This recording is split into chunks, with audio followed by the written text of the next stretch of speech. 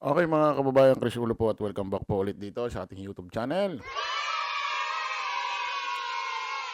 Okay, good morning mga kababayan. Okay, pag-usapan ho natin itong nangyaring pagsibak or pagpalit, ha? Dito ho kay Attorney Angelito Magno bilang NBI Director. Ano nangyari? Bakit biglaan ho yatang pinalitan ito hong si NBI Director or Director NBI Attorney Angelito Magno, ha? Ni Pangulong Bongbong Marcos. Hmm. Nabigla ho ang lahat, ha? Oh, nagpunta lang si Sir Jack diyan ano,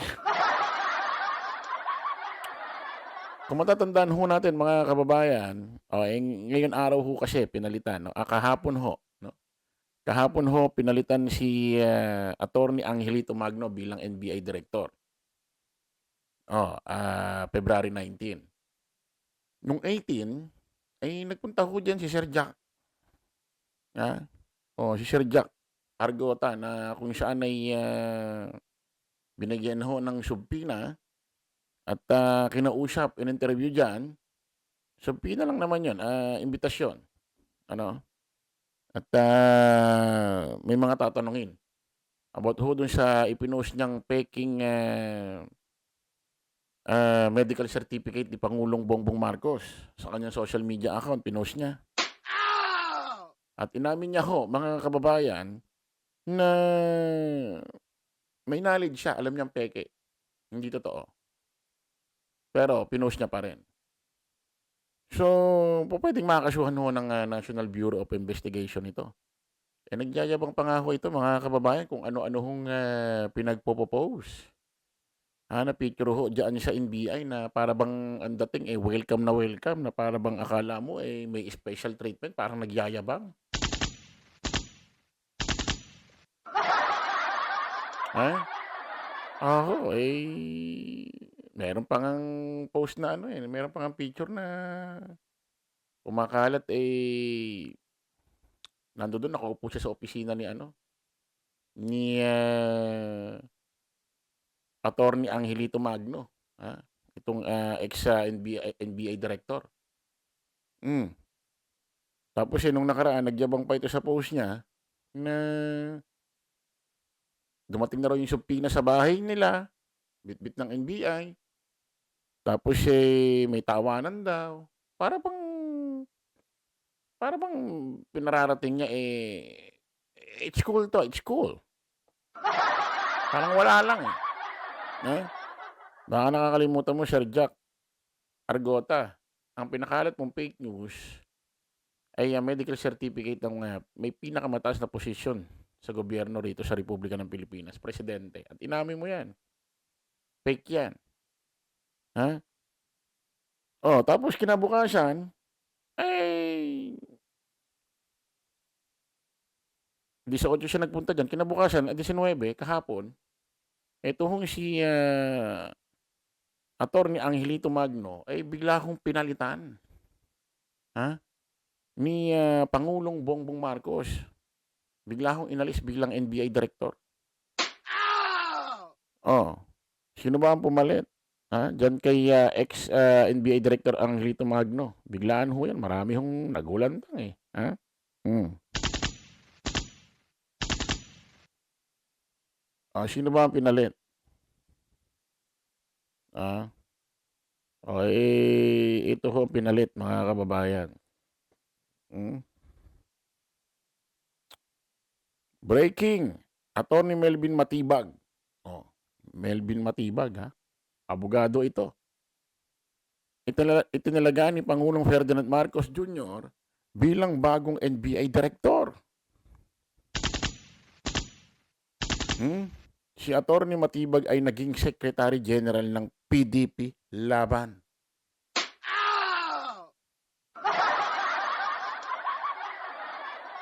Siyempre 'pag sinabi mong PDP Laban, una mong maiisip diyan, Duterte, grupo ng mga Duterte, mga kababayan.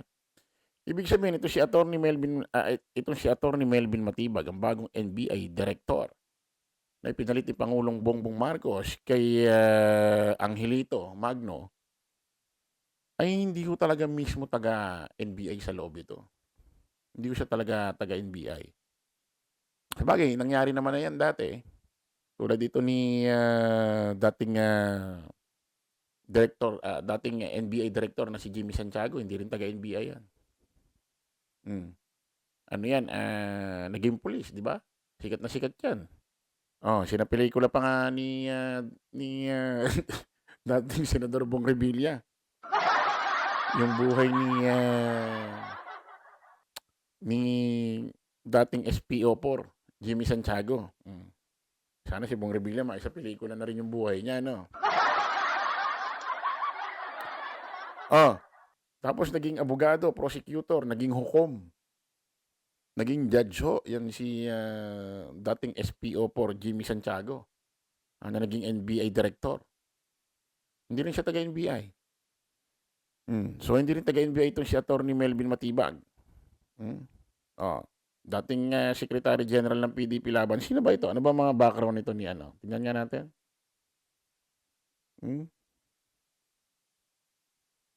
Ano ba ang ano nito? Tingnan nga natin mga kababayan. Siyempre, bilang isang netizen, isang Pilipino, kinakailangan malaman natin ano background ho nitong bagong papalit sa ating NBI bilang direktor. Matibag, bagong NBI director. Ayan Ito nalaga ni President Bongbong Marcos si dating Partido Demokratiko Pilipino, PDP Secretary General Attorney Melvin Matibag bilang National Bureau of Investigation or NBI Director. Inanunsyo ito ni Palace Press Officer Yuse Claire Castro sa isang press briefing ngayong Huwebes, Pebrero 19. Papalitan niya si Attorney Angelito Magno.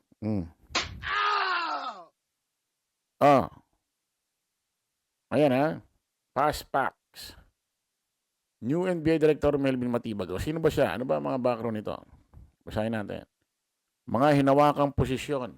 Yung pinakahuli niyang hinawakang posisyon, Secretary ni General PDP, 2021 to 2023. So 2 years. Secretary General ng PDP. Ito ho yung mga grupo ho ni Digong. 2021 to 2023. So, ibig sabihin maraming alam ito.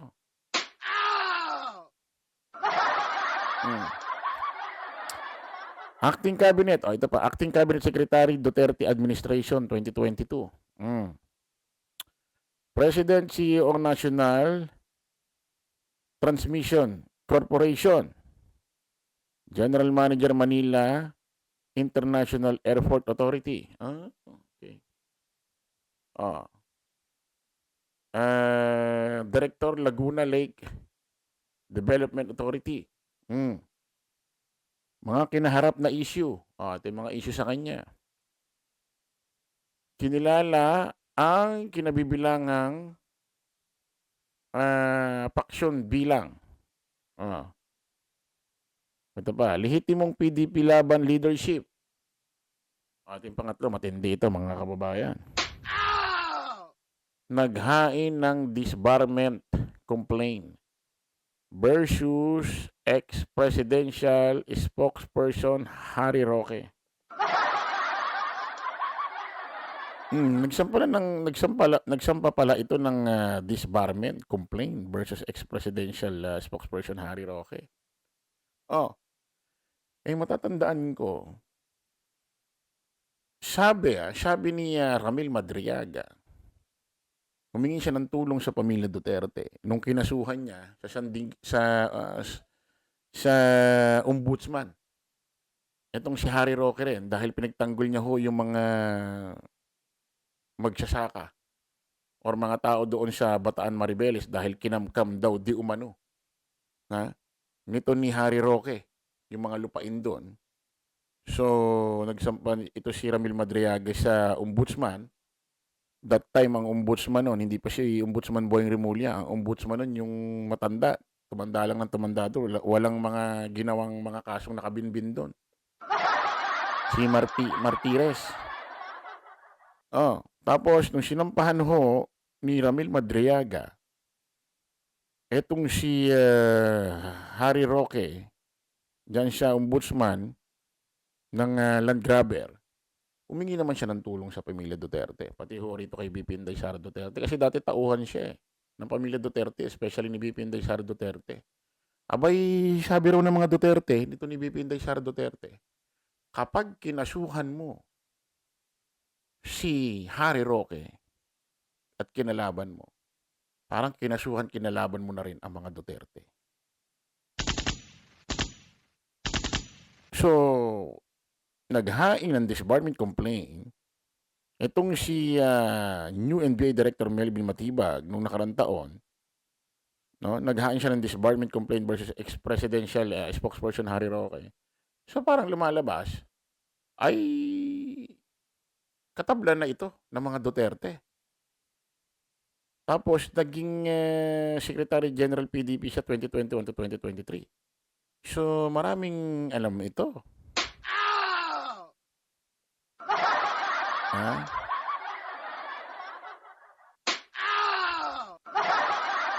Ha? Oh. Kasi maraming maraming nagulantang bakit daw ito ang kinuha ni Pangulong Bongbong Marcos bilang NBI Director, dating kaalyado ni Digong. Oh.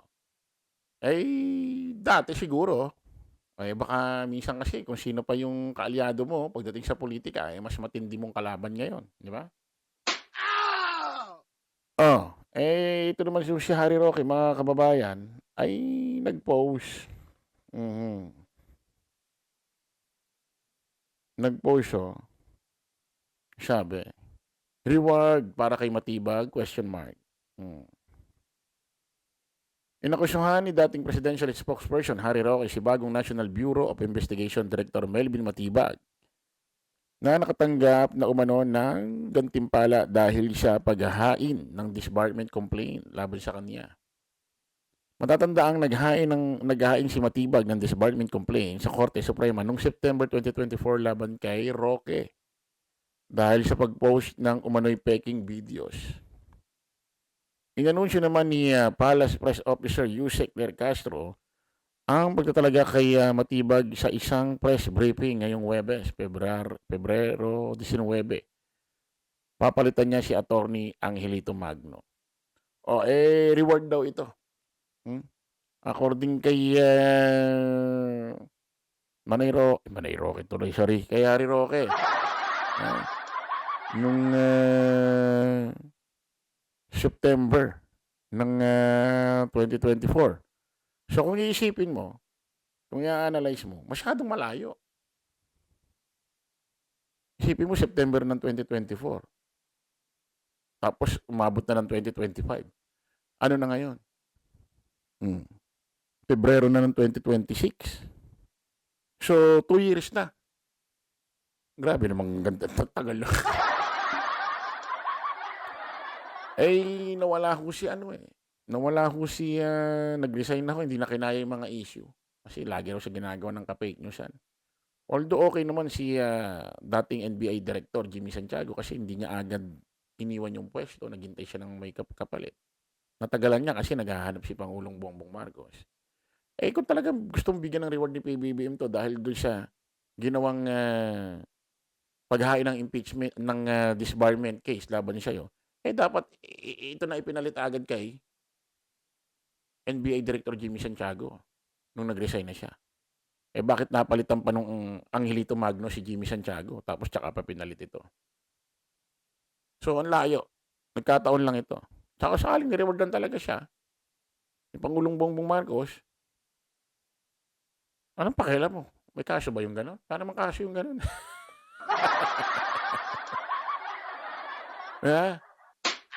Wala naman kaso yung gano'n. 'Di ba? Kahit halongkatin mo ng halongkatin ng 1987 Constitution, walang gano'n, walang bawal sa gano'n. So, okey mga kababayan, update po tayo rito kung anong kaganapan, ha? At, ayos ito, may bagong, NBA director, palakpakan natin at, ipag-pray ho natin, then, i-congrats ho natin etong si, bagong NBA director, na 'to si Atty. Matibag, na sana'y, kayanin niya ang lahat ng klase ng trabaho diyan sa National Bureau of Investigation. At, meron ho tayong nasagap, na, sabihin na nating, galing ho ito sa, ano bang magandang kulay na palaka? Checkered, parang sa chess, checkered na palaka. Galing ho sa maliit ho kaibigan nating checkered na palaka ang kulay. Matindi raw 'to. Matindi raw 'to. Talagang sumasagupa raw ito, ha? At, galit na galit daw ito sa mga fake news. Talagang may paglalagyan daw ito. Itong mga gumagawa ho raw ho ng fake news, especially sa administrasyon at kay Pangulong Bongbong Marcos. Abangan. Kita-kita ulit tayo sa panibagong vlog. Ba-bye po.